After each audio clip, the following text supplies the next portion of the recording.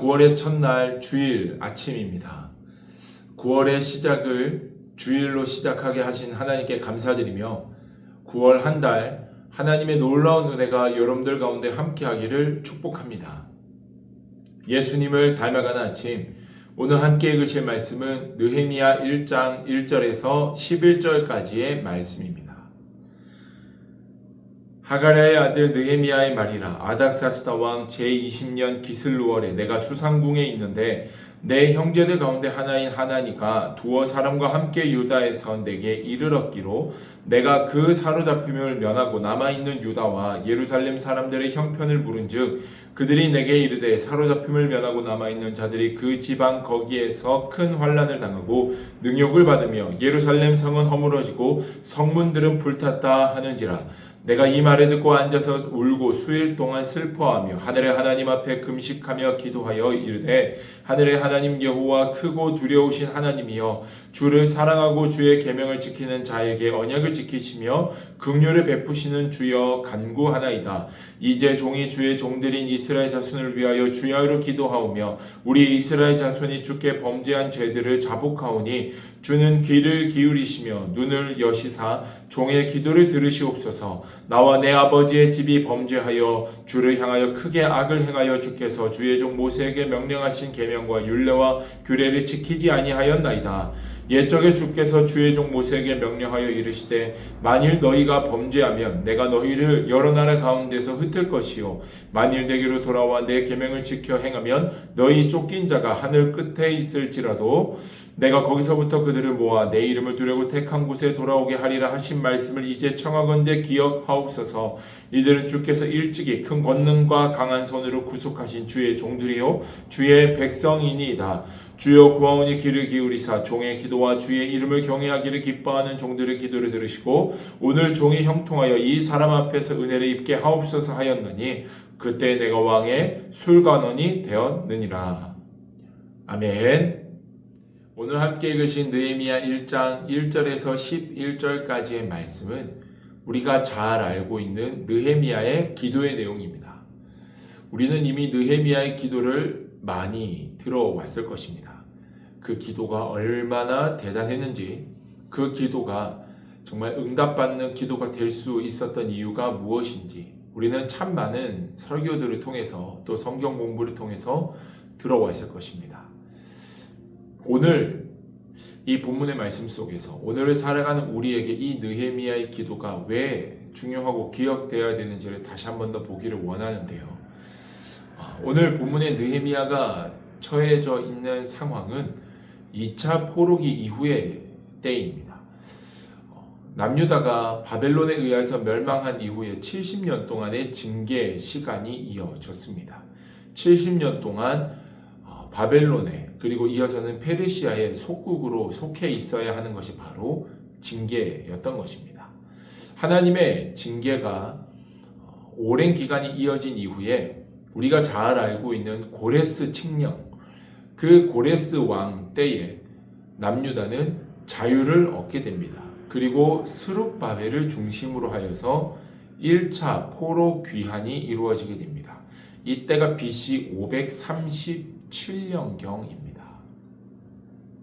스룹바벨을 중심으로 한 1차 포로 귀환이 있은 이후에 그 다음에 2차 포로 귀환이 에스라, 우리가 잘 알고 있는 학사 에스라를 통해서 이루어지게 됩니다. 이 2차 포로 귀환은 1차 포로 귀환이 진행된 지 자그마치 80년이라는 시간이 지난 뒤였습니다.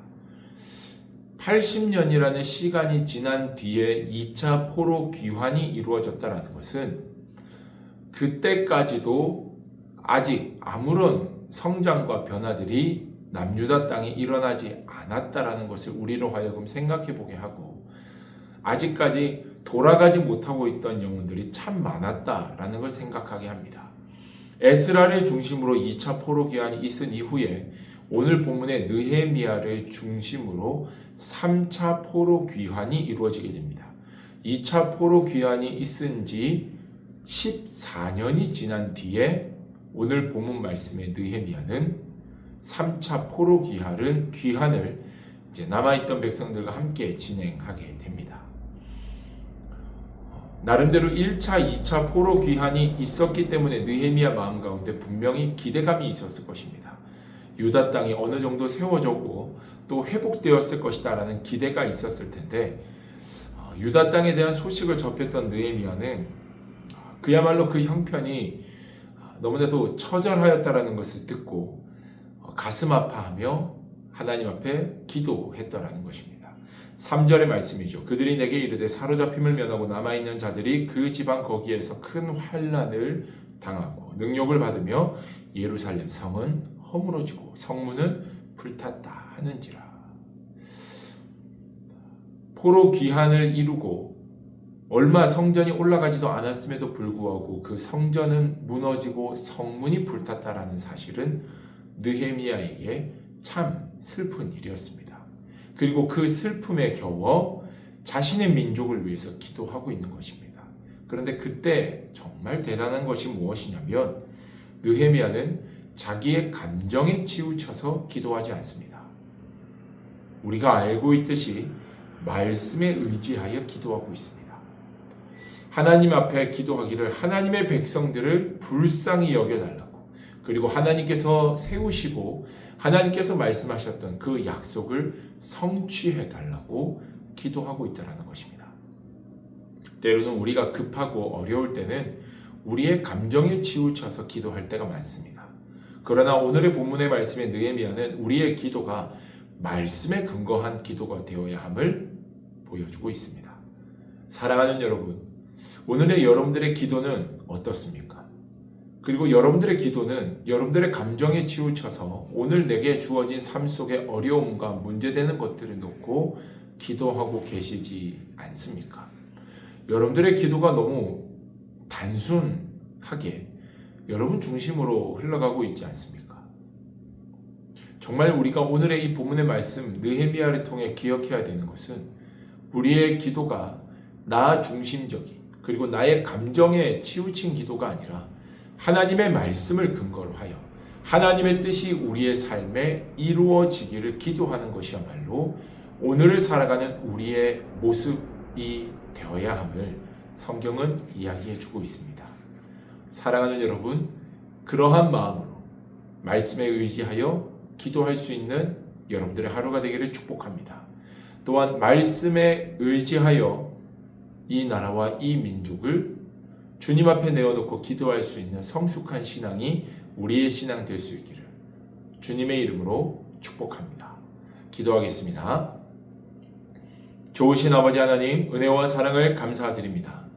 하나님, 우리가 기도할 때에 말씀에 의지하여 기도해야 함을, 또한 마음과 정성을 담아 내 감정대로가 아니라 하나님의 약속을 신뢰하며 기도해야 함을 깨닫습니다.